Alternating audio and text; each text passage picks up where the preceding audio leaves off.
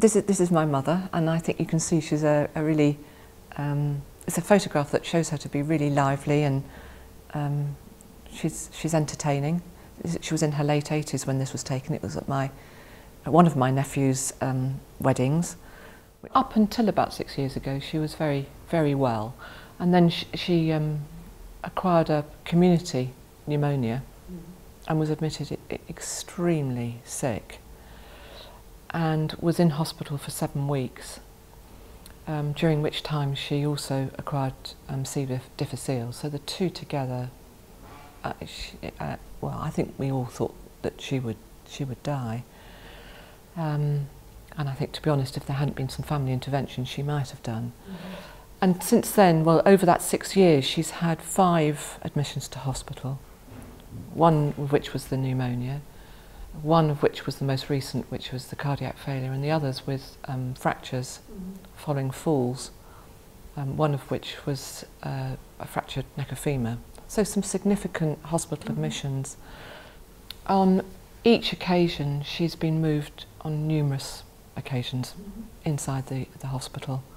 When she had her 7-week stay, she was moved 6 times. And into wards which were totally inappropriate. She went to, for example, a gynecology ward at one point in her stay. So she was moved around all over the place. But it did make it extremely difficult to determine who the person was that was the lead individual responsible for her care. And even, I have to say, on the ward where she finally ended up, which was the care of the elderly ward, which is probably where she was expected to go when she first came in through the A&E department, it was still difficult to locate the individual responsible for her care because the consultants do an on-call rota. And so the on-duty consultant is the person responsible for those patients that day. So there's no consistency of one person taking a lead interest in individuals. The people that have given her the best care have actually treated her as a person and respected her as a person. So often when she's been admitted, she's been so unwell and so confused, they've just stereotyped her as an elderly person who's not capable of thinking and doing things for herself. They completely forget that this is a temporary phase in her life, and that normally she's a coherent, capable, intelligent woman who, yes, is elderly and is needing an increasing amount of physical care, but is actually able to articulate her needs. And the people that have really, I think, given her the best care have been the students that have spent time with her, have talked with her, and have understood her as an individual, rather than people who have just come in and done what they had to do and walk away again. I think there should be much more regard given, particularly in elderly care, of the family and or neighbours and friends, knowledge and understanding of the individual. When a case history is taken when somebody is admitted, it's in the main taken from the individual, the patient, the client that's there in front of them. Right.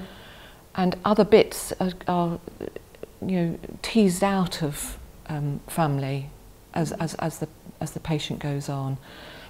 Most of the carers, both in hospital and in the care home, that we have given our information to, written information to, have been completely taken aback by it. Said, "Oh, we've never had one of these before," and then not known what to do with it. Have always said how amazingly helpful it is, but then have never known what to do with it and never really used it.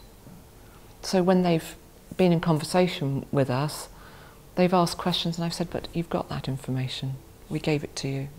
Well, I'm very familiar with the key worker concept because of working with children, and particularly in child protection, safeguarding children. But I think my own thinking has moved on quite a bit in the light of my mother's experience, and I'm much less fixed on this should always be a nurse or this should always be a social worker.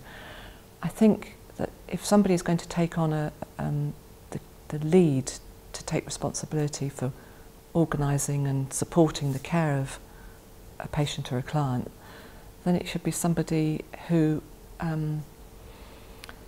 is best placed to do that because of their knowledge and their relationship with the individual. And the example I'll give you is that on the last admission that my mother had, I think the person that would have been best placed to do that would have been the occupational therapist.